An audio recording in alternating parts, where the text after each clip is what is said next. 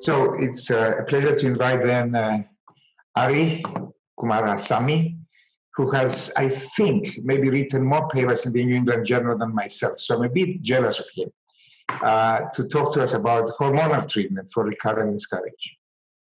Arri?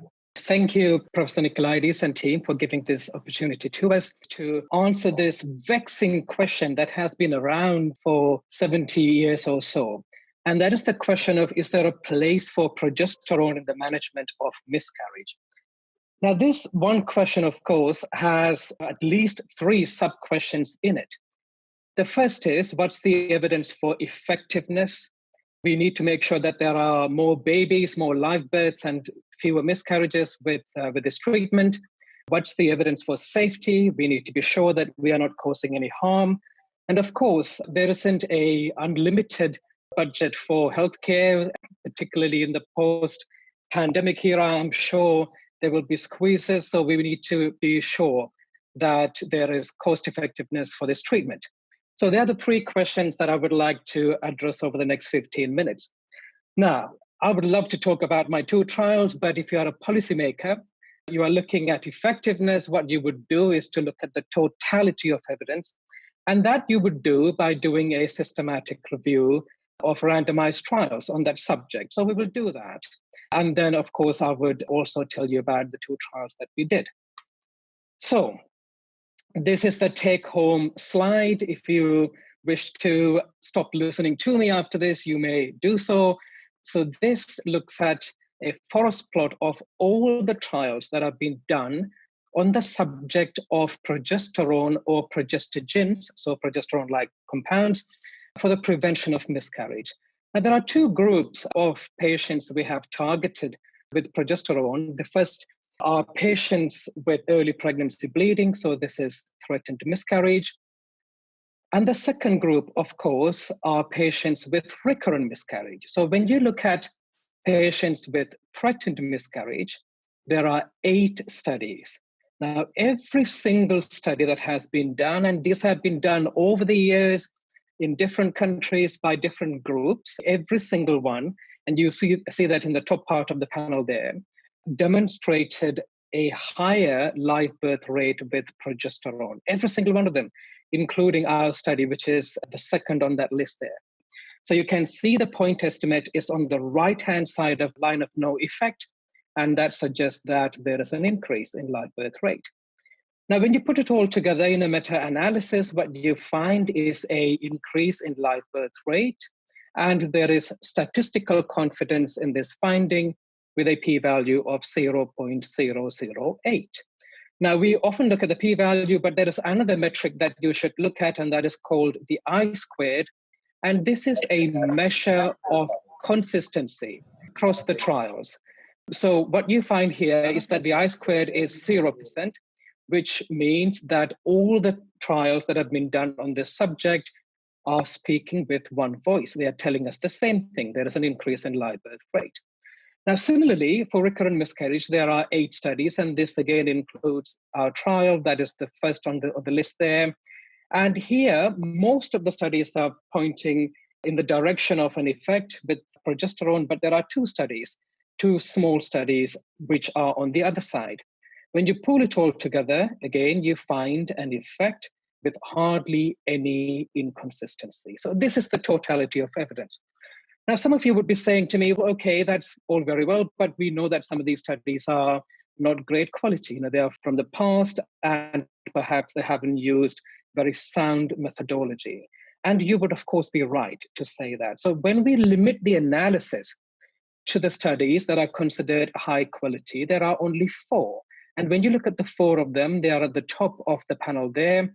What you find is that every single one of them, and these include the 2 studies that we've done here in the UK and Netherlands, they are all on the right-hand side of line of no effect, suggesting an increase in live birth rate. And when you pool these 4 studies, again, you find an effect where you have a degree of statistical confidence with a p-value of 0.02 and limited heterogeneity or lack of consistency. And you can see that at the top there. Okay, so this is the totality of evidence. But what I would love to share with you, of course, are the two trials that we did, PROMISE and PRISM study. So PROMISE study, then to start off with, a study that was conducted here in the UK, and we looked at women with unexplained recurrent miscarriages trying to conceive naturally. The intervention was micronized vaginal progesterone, 400 milligrams, twice daily. And we started this soon after pregnancy and continued up to 12 weeks of pregnancy. Comparison was placebo, and the outcome was live birth rate. And we aimed to have 790 patients, but we exceeded that. This was a monumental effort across UK and Netherlands, but we were disappointed with the findings. Okay, so what did we find? Progesterone, the live birth rate was 66%, placebo was 63%. So there was a 3% higher live birth rate with progesterone, but statistical confidence wasn't there. The p-value was 0.45. So this was published as a negative trial. That's what we did at the time. Now, being a specialist center, we are the Tommy's National Center for Miscarriage Research, myself, Siobhan, and others. We get patients from throughout the UK, and I had a patient who had come from Devon, from down south in the UK. Now, this patient was 32 years of age, had had 6 miscarriages then, had no live birth, investigations were all normal. And she said to me, Professor, can you please give me progesterone? I think it may be useful. So I said to her, look, we've done the largest high quality trial on this subject, and really there isn't anything there. So I don't think there is any merit giving this to you. And she accepted that. And as she was leaving, and she was there by the door, she was turning the doorknob. And then she turns to me and she says to me, but what about in someone like me, someone who's had so many miscarriages? Now, I thought this was a reasonable question, and I thought we should go and look at the data again. So we went and looked at the PROMISE data. So what we did was that we went and stratified the patients by 3 miscarriages, 4 miscarriages, 5 miscarriages, and 6 or more previous miscarriages. Now, clearly, you've got fewer and fewer in terms of the sample size. You won't have statistical power, but we wanted to see, is there anything at all that we can see?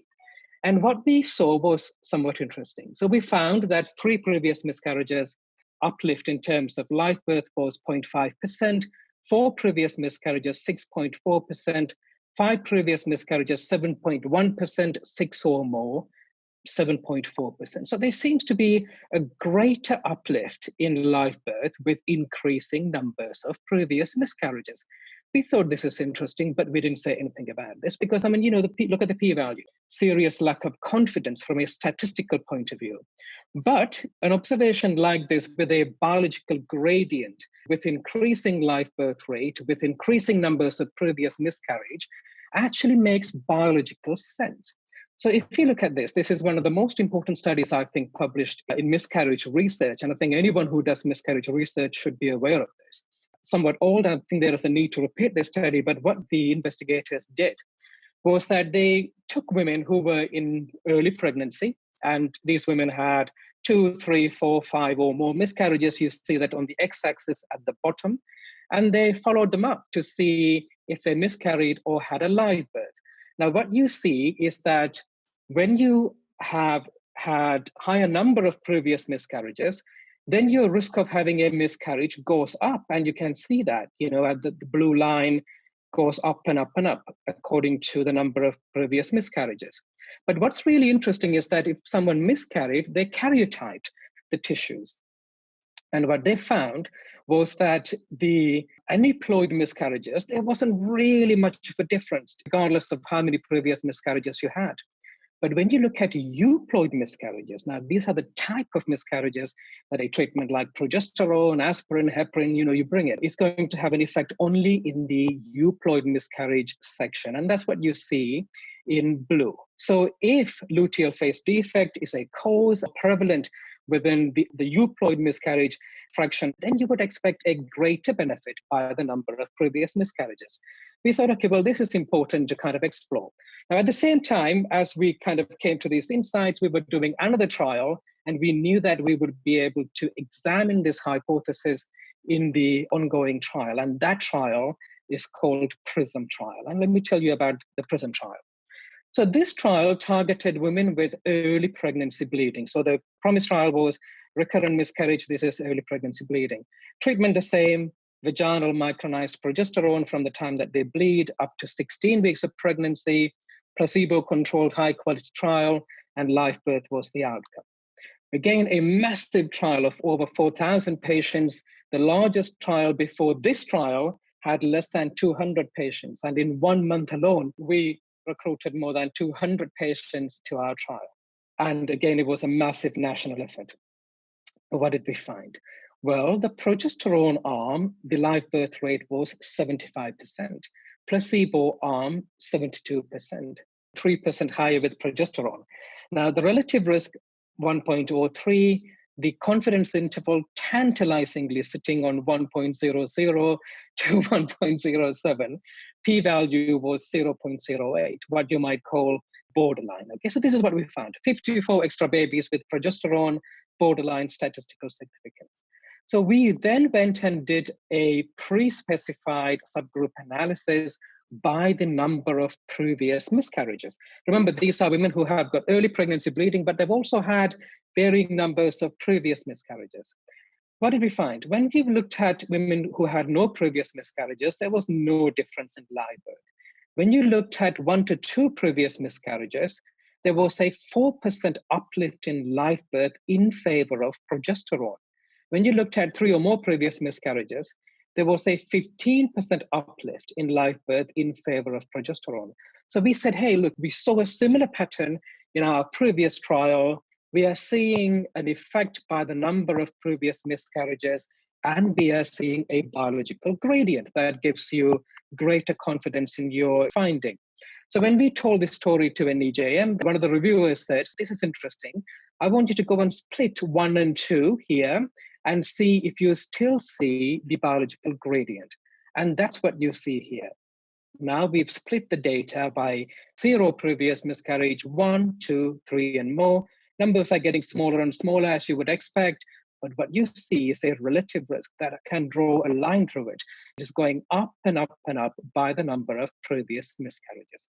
So this is what we found. And now when you put PROMISE and PRISM, 2 high-quality trials, the 2 trials are telling you what you are getting is a small effect in increase in life, but it isn't a huge effect. Luteal phase defect isn't the reason that every woman who miscarries. It accounts for perhaps a smaller proportion of patients, and progesterone for them could be useful. So this is what we are seeing when we add the 2. So that's what we found in terms of evidence. So the totality of evidence I presented to you, and also the 2 trials. What about safety? Now, we used vaginal micronized progesterone, not progestogens, your dydrogestone, 17-hydroxyprogesterone. These are not progesterone. They are progestogenic compounds. We used progesterone. So this compound has identical molecular structure to progesterone. There were no differences in congenital anomalies, particularly hypospadias. And when we looked at terminations of pregnancy, again, there were no differences in this for any reason, including for congenital anomalies. What about the health economics? So it seems overall, you would need to pay 3,300 UK sterling pounds for an additional live birth. But if you were to treat the group where there is the greatest benefit, and I'll come to that in a minute, then you have what we call health economic dominance. You have got greater effects at lesser cost. So what should we do? Well, this is what I do. So if someone comes in, they are in first trimester, I ask the question, are you bleeding or not bleeding? If they are not bleeding and they had 0, 1, 2, or 3 previous miscarriages, then I say, look, you have a good chance of everything progressing normally, and I would provide standard care.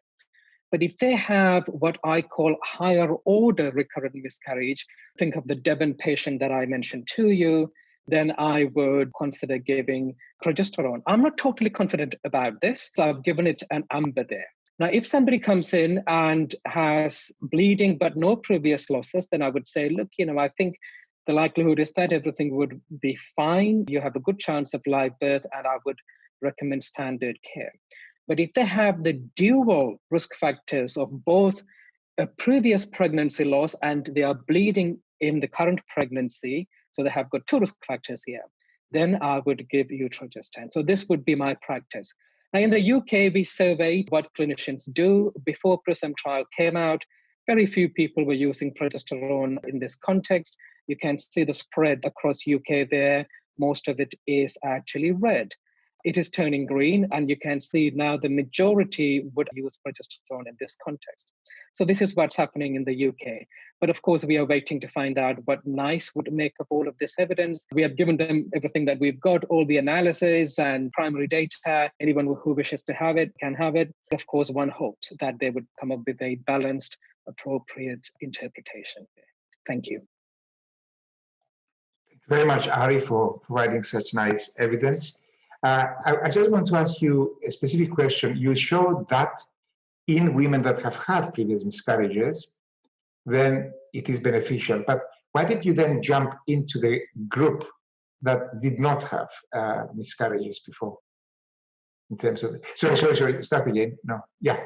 The column on the left, you showed that in the group that had bleeding, then it is beneficial. Why that group, the group with no bleeding? That is your... So, yes, yeah. So this is based on the PROMISE result. And this is based on the subgroup analysis within PROMISE result, where we found an uplift of live birth in those who had 4, 5, and 6 or more previous miscarriages. But the reason that I lacked the confidence to be able to say this should be an absolute recommendation, Kypros, is that it was a subgroup analysis, it was a post hoc subgroup analysis, and it lacked power. But the biological gradient and the fact that we've been able to replicate this in the PRISM study gives me confidence that this is a reasonable thing to consider. I think another point that you made very clearly is the distinction between the vaginal progesterone, for example, and 17-hydroxyprogesterone.